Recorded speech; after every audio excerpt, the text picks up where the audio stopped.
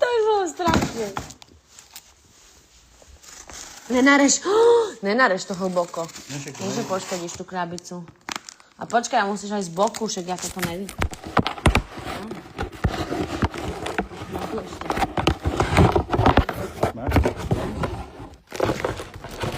Takto dojde zabalený v takejto priesvitnom obalíku.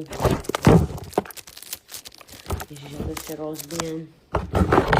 Tak otvor bránu, lebo ju rozbijem. No, let's go. Jeden brand new. Musíme si láska švihnúť, ale na tu máš, podrž to, ja si dám bundu. Dneska som si omočila šnúrku z bundy v polievke, vo vývare. Myslíte, že to je pohode? Budem si ju musieť oprať. Akože nemyslím ten celú bundu, ale mne sa chce aj šťať. Čo mám robiť? Pôjdem šťať potom. To nie je až také dôležité, ne?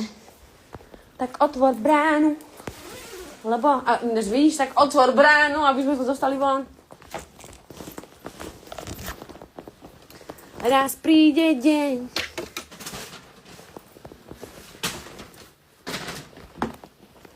Čakajte, ja vás si sa musím položiť, lebo Piešťanský McDonald, tam ideme. Keďže sme z Piešťan. Také sírčeky si dám, že pomoc. Myslíš si, že to býva takto v tomto období sírová sezóna? Alebo až na chvíľku mi sekne livestream. Lebo ma odpojí z Wi-Fi. Tak počkajte, urobím to hneď.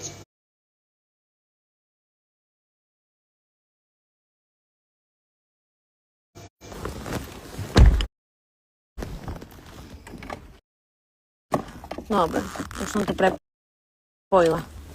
Prepojené. Ježiš, ale počkaj, ja musela som si vypnúť Bluetooth, lebo sme vysielali by sme cez auto.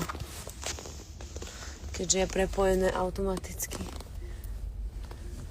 Takú dlhú ofinu tu mám, že fíha. No. Takže spojíme príjemné s užitočným. Mám niečo tu vzadu? Či je tam prázdne? Seká mi to, no, lebo už idem na data. Počkajte, nezažnem toto, zažnem toto. Však mám krajšie svetlo. Dobre, sekala som len preto, že som sa odpájala od Wi-Fi.